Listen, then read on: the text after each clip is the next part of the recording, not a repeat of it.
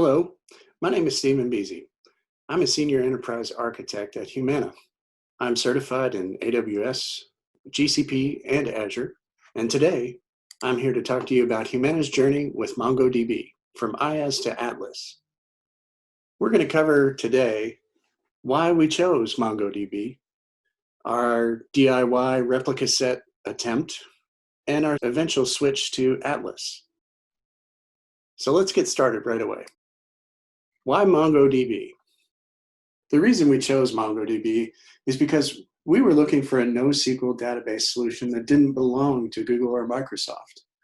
This would allow us to maintain our multi-cloud presence without being locked into a particular vendor. Initially, we decided we would try our own DIY replica set. We thought to ourselves, we can do this internally. We have the right expertise to get something set up and maintain it ourselves. But we weren't really looking at the benefits when we made this decision. I'll tell you why as we move on. As you can see in this diagram, whenever you take on IaaS, you're taking on a lot of management. You have to worry about several different tiers that you don't have to worry about within PaaS or SaaS offerings. Initially, we thought, what's the best way for us to set this up within the cloud? We compared it to what we did on-prem. We thought, let's start with a MongoDB replica set with 3 nodes, a very common way of deploying Mongo. So we set up 3 nodes and we thought, well, if we're in the cloud, we're going to take advantage of some of the things the cloud offers, among them zones.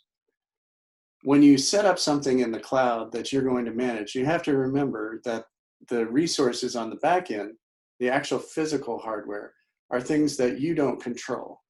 So in order to make sure that your application is highly available, you need to plan for failure and set things up in a way that can self-heal on its own.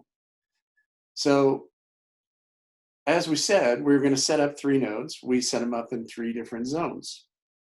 After we decided on 3 zones, we also decided that should the instance fail for any reason, we wanted to have some sort of recovery capability. We switched to a managed instance group and we set it to a minimum of 1 and a maximum of 1.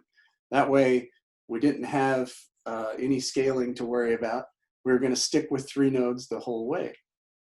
We set up a template that would programmatically install Mongo and set it up with the settings that we had configured for our particular replica set. Initially, we considered the idea of a managed instance group that spans 3 zones with 3 nodes in it. The one thing we could never really solve for in this scenario was what happens when a particular zone goes down. If a zone goes down in a managed instance group, auto-scaling group, or VM scale set, the system will automatically recover by replacing one of the nodes in another zone. This is fine for immutable infrastructure. But when the zone comes back, what happens? Well, nothing. There's nothing that automatically causes a rebalancing of nodes. Additionally, we are considering some resources that were zonal. We'll get into that in a minute. So this gets us back to what we were saying initially. Managed instance group for each zone that has only a single node. We'll have a compute instance template that has a startup script that has the ability to install Mongo and configure it for this particular replica set. Right away, we figured out that we needed a way to identify the nodes. So we added Cloud DNS to the startup script. What it would do is find the address of the instance as it came up, and then configure a DNS address to that IP address. In this way, we could identify each node even after recovery. We also did some experimentation where instead of using a DNS address, we also used a reserve IP address, and it worked just as well for that. Now this was our initial installation, and it seemed to work pretty well. But one thing we have to remember is that when we first set this up, we didn't have any data. So we're just using some simple test data. And of course it recovered quickly. But what was happening is the replacement node would come up and it would automatically take the place of the previous node, but it didn't have any data. The other nodes treated the node as though that particular node had been out of touch with the system for a period of time and proceeded to catch up by copying the data over to the new node. This is great for recovery, but the problem is if you have a situation where you have a database that is multiple gigs, this can take a long time, and during the copy process, the cluster is deprecated. So what we wanted to do was cut down that time the best we could. We did that by adding a compute disk that was an actual separate resource from the compute instance itself. By adding it as a separate resource, if the compute instance itself goes down, when the instance comes back up, the disk is still there with all the data it had. And the other two nodes will replace any data that was gone while the instance was being recreated. After we decided on this particular setup, we thought we had a pretty good replica set going. It was self-healing and managed to recover pretty quickly in the case of an outage. We still had a laundry list of things, though, that we needed to do. We went to see the DB admins and we said, hey, what do you think of this? And they immediately brought up some questions. How are you doing backups? What happens if you want to add nodes? What happens if you want to use shards?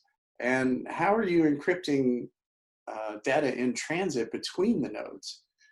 So this was our laundry list and we wanted to take care of it. But before that happened, something funny happened. I was chosen by Mongo to represent our replica set at MongoDB World in 2019. And I did. I took the opportunity and I came and I showed that, hey, look, if we use our DIY set, we'll have 3 nodes. I logged onto the first node and it showed up as the primary. I then went ahead and inserted some random data just to stand as a placeholder. Then we went into the console and we said, hey, let's pick this first node and then tell Google Cloud to delete the node. I'm showing these slides to show you that after we chose to delete it, it did go down and that a new one spun up in its place. I have to show these pictures because even though we deleted the original and it was replaced with a new one, the new one still had exactly the same name. But if you go back and look at the original picture, you'll see that originally it was on an IP address of 0.42, and when we get a replacement node, it's on 0.45. So you can see that indeed the instance has been replaced. After the instance was replaced, I logged onto that first node, the new one, the replacement node, and you notice right away that it's a secondary. And then we went in and said, hey, show us the data. And there's all the data that we set up in the initial run. So this went over pretty well at MongoDB World. And I talked to quite a few people while I was there. But when I came home back to Humana, we had the thing that no architect wants to see on their doorstep. That's security. Security was on knocking on our door saying, hey, the instance that's running these nodes, these instances, what OS image are you using? And what version of the application is there? And what version of the runtimes are there to support the application? And where are your application logs going? So in order to address our issues with security, we had to get into a big rotation scheme. So we're using Azure DevOps as our DevOps platform.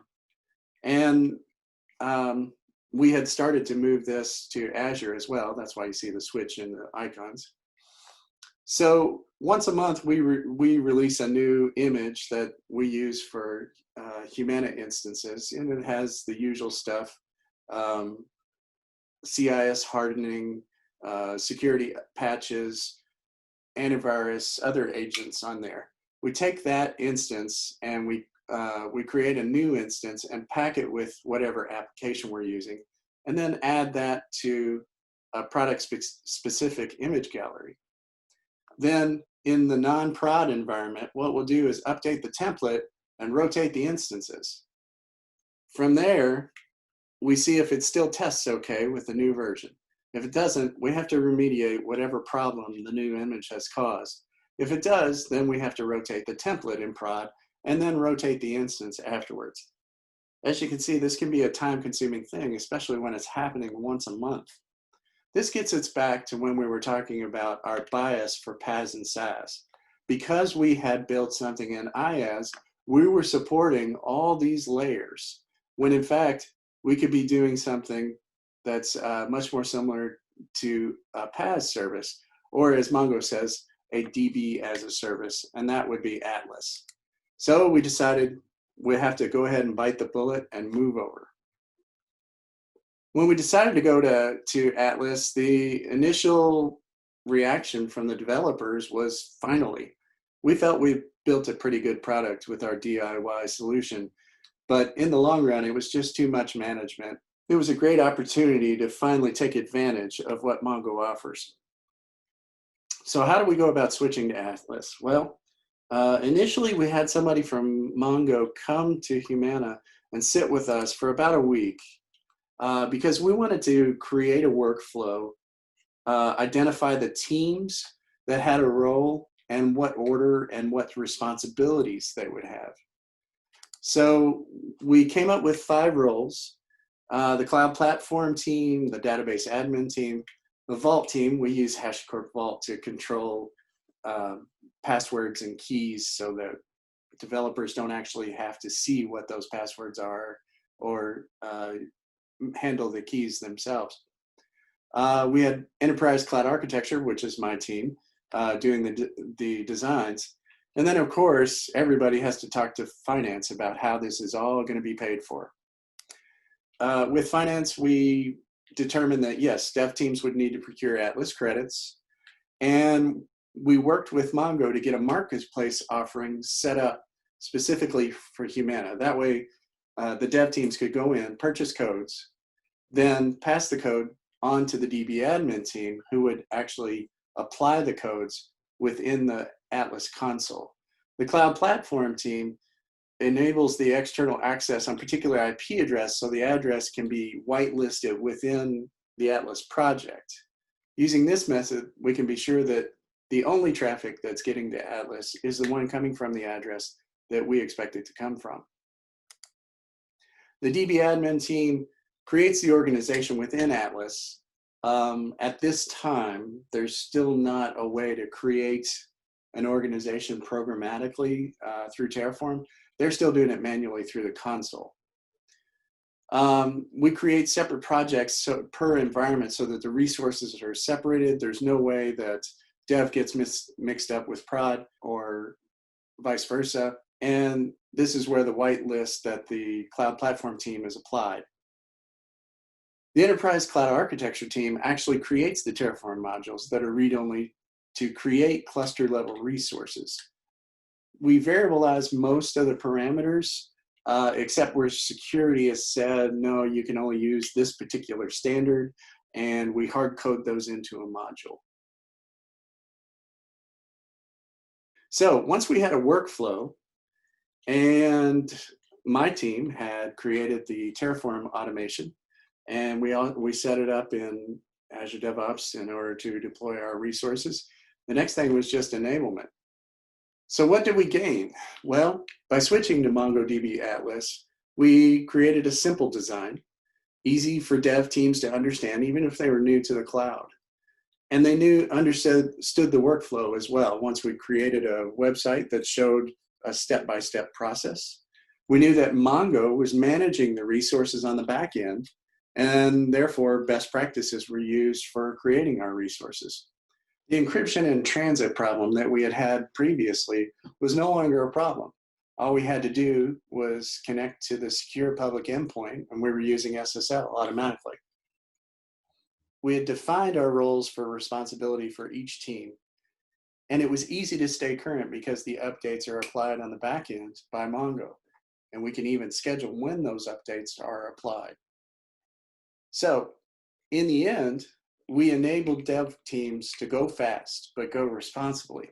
That way we know when they deploy something to Mongo that we are getting something that we can trust. So what have we talked about today? We talked about why we chose MongoDB, how we created our DIY replica set, and how we learned lessons from that replica set that inevitably made us switch to Atlas. Again, my name is Stephen Beasy, and I want to thank you for your time.